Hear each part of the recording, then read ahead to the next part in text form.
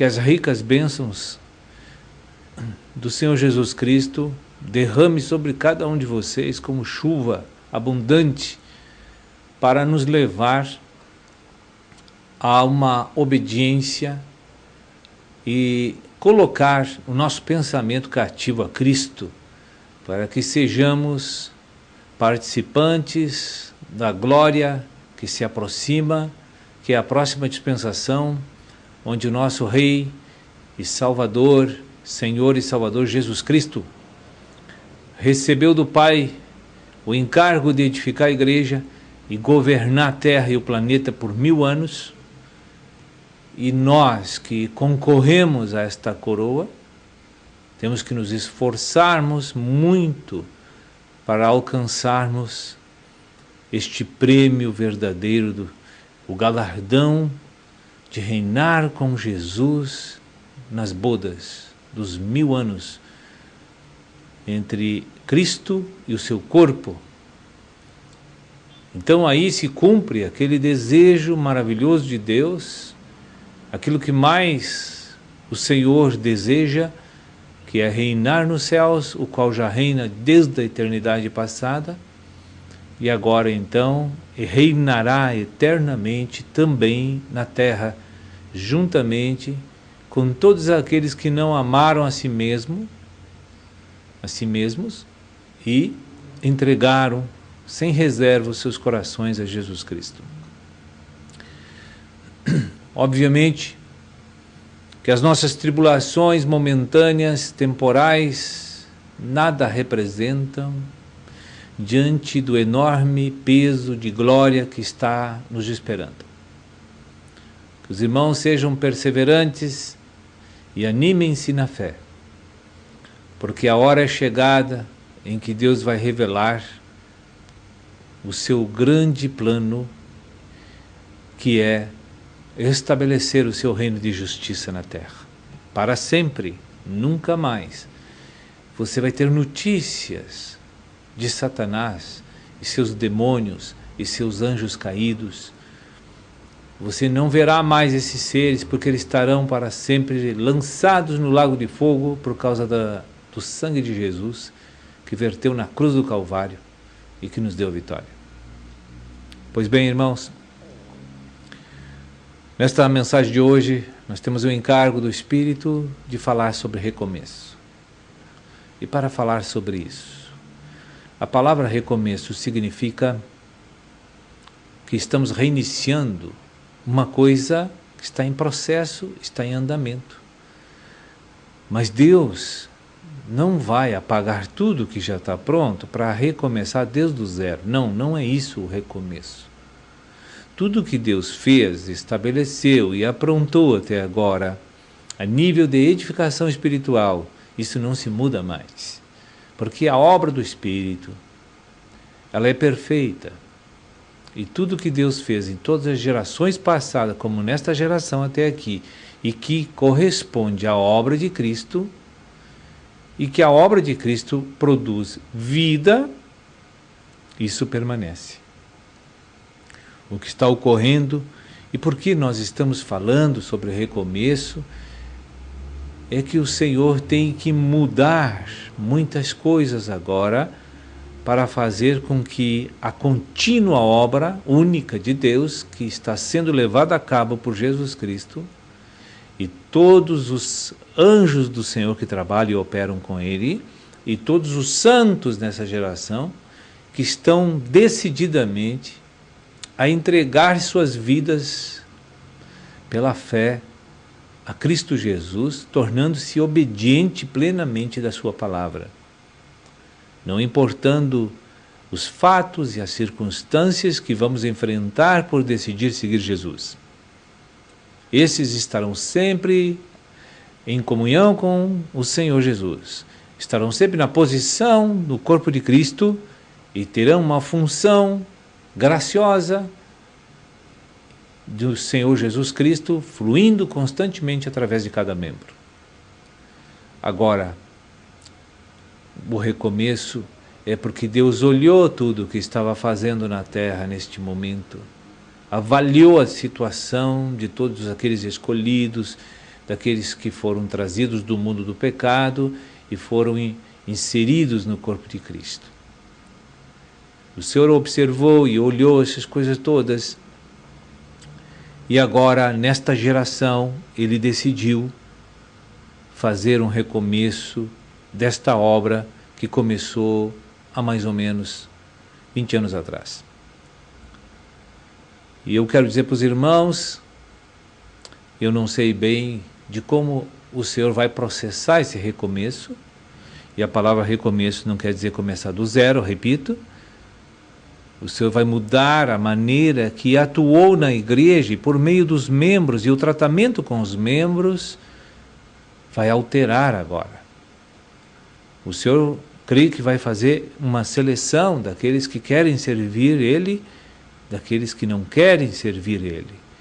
Porque a oportunidade, a chance não faltou. A palavra esclarecedora do reino de Deus não faltou.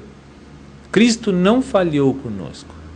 Desde que você saiu das águas do batismo, você recebeu tudo o do bom e do melhor do Senhor Jesus Cristo. Você não tem, nem eu, o que reclamar. Porque nós conhecemos muitas coisas de Deus, que é um privilégio para poucas pessoas desse planeta que recebem. E você é a pessoa agraciada por Deus para fazer parte dessa novidade do reino de Deus na terra, porque você não está vendo esse reino ainda de forma aparente, visível, mas ele é um reino latente. É um reino que está sendo construído, edificado, dentro de cada membro, que somos nós.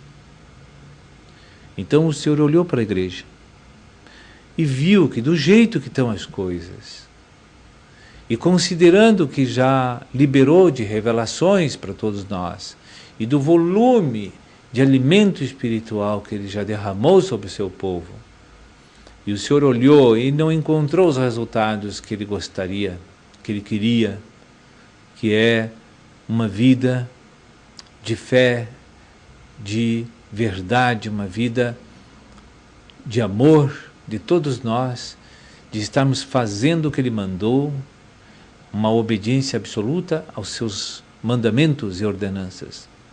Pois Ele viu que nós recebemos essas informações, essas instruções do reino de Deus, todos nós já recebemos, e Ele, observando tudo isso, viu que não havia produção condizente com o que Ele deu. Porque o povo, alguns que Ele trouxe, desanimaram e acharam que a proposta divina era ruim, voltaram para o mundo. Ficaram um pouco tempo na casa de Deus. Tem outros que ficaram dentro da casa de Deus, mas já ouviram as ordenanças do Senhor, que são claras, de que tem que amar o próximo e não a nós mesmos, de que tem que edificar os outros, e que eu tenho que ganhar as almas, que eu tenho que apacentar as almas, que eu tenho que me abster de viver pelos meus meios naturais, os meus valores da alma. O Senhor disse: negue-se a si mesmo, tome a sua cruz e siga-me. Mas a grande parte dos irmãos que permanecem no corpo de Cristo na igreja, eles não deram ouvido a essas palavras.